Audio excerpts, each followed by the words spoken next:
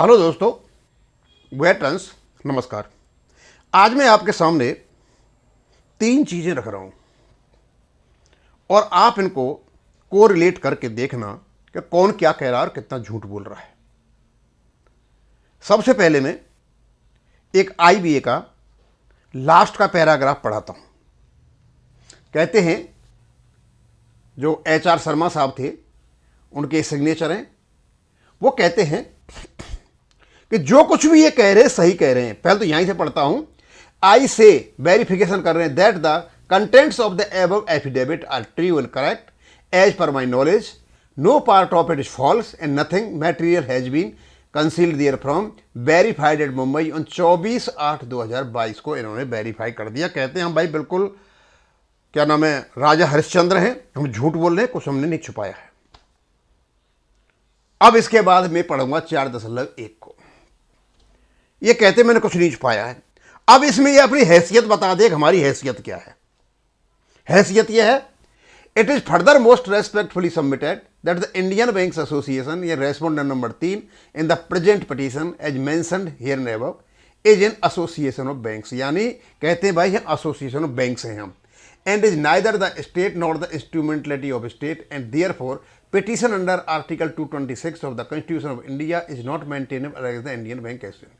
कहते हैं इसलिए जो हमको रेस्पोंडेंट नंबर 3 बनाया गया है एमसी सिंगला वाले केस में, वो हमारे प्रति मेंटेबल नहीं है। सर इसको तो पहले ही कह देते, फिर आपने एफिडेविट क्यों दिया? और फिर उसके बाद आप एफिडेविट देते हो। अब एफिडेविट में क्या कहा आपने? अब जब स्टेट आप नहीं हो, स्टेट की इंस्ट्रूमेंटलिटी नहीं हो, एक लेटर आपके आईबीए की साइट पे पड़ा है, वहां आप कहते हैं हम रजिस्टर्ड बॉडी नहीं है, हम स्टेटरी बॉडी नहीं है। सर सब कुछ नहीं हो आपको पता तो है, फिर ये क्यों लिखा आपने that there is no provision in pension regulation 1995 BEPR for any updation pension of bank employees and officers. BEPR 1995 यानी पेंशन रेगुलेशन 1995 में किसी प्रकार का कोई पेंशन अपडेशन नहीं है। आप ये कहते हो भाई, इसको तो फिर आप कह ही नहीं सकते हो। जब आप स्टेट आप नहीं हो, इंस्ट्रूमेंटलिटी ऑफ स्टेट आप नहीं हो, रजिस्टर्ड बॉडी आप नहीं हो, स्टेटरी बॉडी आप नहीं हो, तो आप ये कैसे कह सकते हो? और आप कहते हो कोई पेंशन रेगुलेशन नहीं है। और यहां ये आपका पेंशन रेगुलेशन 1995 का थोड़ा सा भाग लिया 35/1। यह कहता है basic pension and additional pension wherever applicable shall be updated as per the formulae given in appendix 1। भाई यहां तो है, इसका मतलब आप झूठ बोल रहे हो। आपके पेंशन रेगुलेशन की बात कर रहे हो, आपका 1995 में नहीं है, ये 1995 का ही पार्ट है। ये 35/1 यहां तो पेंशन अपडेशन बता रहा है। जब यहां पेंशन अपडेशन है तो आप ये झूठ क्यों बोल रहे हो? और नीचे जो आप कह रहे हो कि हम राजा हरिश्चंद्र की औलाद हैं, हम कोई झूठ नहीं बोल रहे हैं, तो यहां तो झूठ बोल रहे हो आप। यानी इस प्रकार का एफिडेविट माननीय सुप्रीम कोर्ट में रखना, अब मुझे पता नहीं है क्या है, ये तो सीधा सीधा कंटेम्प्ट ऑफ कोर्ट है। भाई एक और आप पल्ला झाड़ देते हो कि ना तो हम रजिस्टर्ड बॉडी है, ना स्टेटरी बॉडी है, ना स्टेट है, ना इंस्ट्रूमेंटली ऑफ नहीं है, तो आप ये दे नहीं सकते हो। एफिडेविट की जरूरत नहीं थी, इतने से काम चल जाता, कोर्ट मान लेता। लेकिन आप पूरा एक लंबा चौड़ा एफिडेविट देते हो और निष्कर्ष निकालते हो कि इसमें कोई पेंशन अपडेशन नहीं है 1995 में, कि जब 1995 में आपका 35/22 में अपडेशन स्पष्ट लिखा हुआ है, तो आप जो वेरिफिकेशन में कह रहे हो हमने कोई झूठ नहीं बोला है, तो आप तो झूठ बोल रहे हो।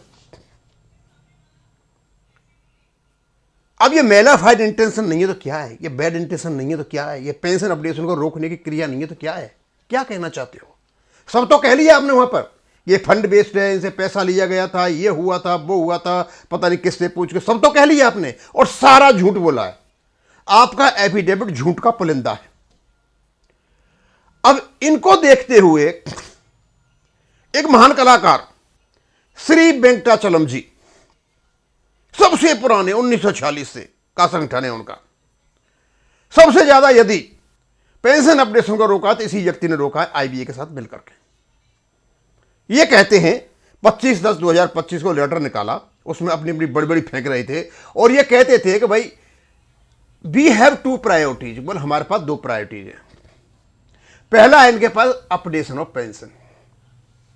वेंकटेश्वरम जी, शर्म आनी चाहिए। जो मैंने यहां डाला इसको पढ़ना थोड़ा। क्या आपने कभी यह कहा है आईबीएस से कि आपने गलत एफिडेविट कहा है, दिया है? तो आप किस मुंह से कह रहे हो कि अपडेशन ऑफ पेंशन आपका मुद्दा है? और कब पेंशन अपडेशन की आपने बात की? आपने तो हमेशा ही यह कहा कि फंड की कमी है, फंड की कमी है, फंड की कमी है। यह गीत गाया आपने। क्या फंड की पोजीशन सुधर गई अब? फिर कैसे आपका पेंशन अपडेशन मुद्दा हो गया? आप लोगों को बेवकूफ बनाते हो। आप सिर्फ और सिर्फ यहां टिके हुए हो कि आपके जो कॉन्ट्रैक्ट चले हुए बैंकों में हायर ऑफिसर्स के साथ मिलकर के आप उनको समर्थन करते हो, वो आपका समर्थन करते हो। और दूसरा मुद्दा है आपका एनपीएस टू ओपीएस, एनपीएस को ओपीएस में बदलना। क्या बदल सकते हो? क्या आप में हिम्मत है? इसको सेंट्रल गवर्नमेंट एम्प्लॉय नहीं बदल पाए, आप बदल लोगे? यदि इसको आप नहीं बोलोगे तो आपको 200 रुपये महीने जो सर्विंग एम्प्लॉय से मिलते हैं वो भी नहीं मिलेंगे आपको। लोगों को बेवकूफ बनाना बंद करो। वेंकटेश्वरम जी, पहले अपने 35.1 को पढ़िए, फिर 2003 में फिर इसको पढ़िए, रेगुलेशन 56 को पढ़िए, इनकी कड़ियां जोड़िए और पता चलेगा हां हमारा पेंशन अपडेशन है रेगुलेशन में। और उसके बाद आप आईबीए का एफिडेविट पढ़िए, और यदि ईमानदारी से पढ़ोगे तो मैं पक्का कहता हूं कि आपका सिर शर्म से नीचे झुक जाएगा। और आप पूछिए ना एचआर शर्मा को कि भैया इतना झूठा एफिडेविट क्यों दिया आपने? एक तो आप कहते हो सच राजा हरिश्चंद्र की औलाद है, और दूसरा तुम झूठा एफिडेविट दे रहे हो। आप कहना क्या चाहते? हमें पता है आपके पास यूनियन है, आप गवर्नमेंट से बात कर सकते हो, आईबीए से बात कर सकते हो, बैंकों से बात कर सकते हो, आपकी चलती है। तो क्या इस काम के लिए चलाते हैं कि पेंशनर्स को दुखी किया जाए, पेंशन अपडेशन नहीं होने दिया जाए? मैं आपको बताना चाहूंगा कि अभी हमारे पास डिमांड आ रही है, लोग कह रहे हैं, एडवोकेट पाटनी साहब को भी कहा है कि साहब आईबीए के पास जो पैसा आता है, इनकी जो सैलरी जाती है, वो पैसा कहां से आता है? क्या उसका कोई ऑडिट होता है क्या? अब क्योंकि ये प्राइवेट संस्था है, ये बैंकों के मुनीम है, इनका कोई कैब फैग नहीं होता, कोई ऑडिट नहीं होता।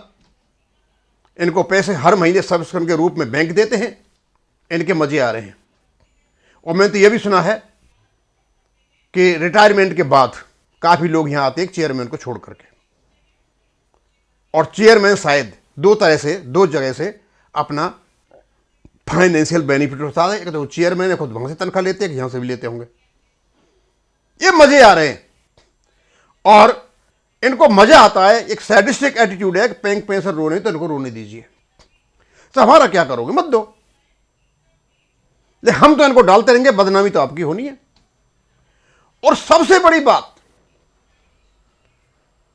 पॉलिटिकल पार्टीज को देख लीजिए, पार्लियामेंट में देख लीजिए, मिनिस्ट्रीज को देख लीजिए। हमारा कॉन्स्टिट्यूशन है, हम एक डेमोक्रेटिक कंट्री हैं, हम सॉवरेन हैं, हम सोशलिस्ट हैं, हमारे फंडामेंटल राइट हैं, हमारे पास आर्टिकल 14 है, हमारे साथ आर्टिकल 21 है। सारे के सारे आर्टिकल, सारे के सारे कॉन्स्टिट्यूशन की धज्जियां उड़ा रखी हैं आईबीए और यूएफबीयू ने मिल करके। और इनको श्रेय मिलता है डीएफएस से और फाइनेंस मिनिस्ट्री से। बहुत अच्छा है, रो रहे हैं तो। और समझ में नहीं आता कि एक non statutory body, non registered body, registered body यानी बैंकों पे काबू कर रही है, बैंकों को अपने ना उंगली पर नचा रही है। हमारे हिसाब से 1970 में जब बैंकों का नेशनलाइजेशन हुआ था, उसी समय ये जो यूनियन बनी हुई है इनको खत्म हो जाना चाहिए था, और आईबीए से बैंकों को अलग होना चाहिए। इनका पे का स्ट्रक्चर और करने का अलग तरीका होना चाहिए, सीपीसी में चला जाता। लेकिन जाता कैसे? क्योंकि जो कम्युनिस्ट थे वो चाहते थे बैंकों पर काबू करना, इन यूनियन की वजह से। अब कम्युनिस्टों ने दे रखा था कांग्रेस को समर्थन, अब स्वाभाविक सी बात है इनको कौन हटाए। और वही दुख आज है कि आज तो इनका कुछ रहा नहीं है, ये सारी प्रॉब्लम्स डाल रहे हैं, धीरे धीरे इनका प्रभाव भी कम होता जा रहा है। और दूसरा, हमारे जो रिटायर्ड एसोसिएशंस हैं, EIBRF, CUPRO, आई पार्क, भैया आप आईबीए को क्यों समेटते हो? क्यों यूएफपीओ को समेटते हो? आप सारे मिलकर के पूरी सारी 12 की 12 बैंकों के खिलाफ कोर्ट में केस क्यों नहीं करते हो कि ये स्टैट्यूटरी बॉडीज के द्वारा पास किया हुआ रेगुलेशन इनके पास है, उसको ये लागू नहीं कर रहे हैं? सीधा सा है, कोर्ट में ऐसे लड़ाई लड़ो ना। अब पता नहीं कैसे लड़ते हैं ये, उसके बराबर, इसके बराबर, तीसरे के बराबर, चौथे के बराबर, अपने स्टैट्यूटरी जो रेगुलेशन है उसको लागू कराइए ना। अब हमें पता है, हम यह वीडियो बना सकते हैं, बातों को बता सकते हैं, लेकिन कोर्ट में तो किसी रजिस्टर्ड एसोसिएशन को जाना पड़ेगा ना। अब मैं ज़्यादा नहीं खींचना चाहता, इसको यहीं ख़त्म करूँगा। थैंक यू, धन्यवाद।